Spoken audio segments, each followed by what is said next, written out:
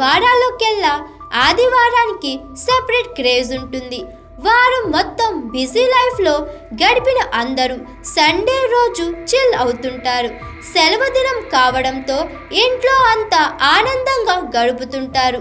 రోజులాగా కాకుండా స్పెషల్గా chicken, mutton లేదా ఫిష్ వండుకొని లాగించేస్తుంటారు. అయితే కొందరు మాంసం కర్రీలో నిమ్మరసం పిండుకొని తింటుంటారు. అలాంటి వారికి నిపుణులు పలు సూచనలు చేశారు. నిమ్మరసంలో విటమిన్ సి వల్ల జీర్ణక్రియ వేగవంతం అవుతుందని, రోగ నిరోధక శక్తి పెరుగుతుందని పేర్కొంటున్నారు.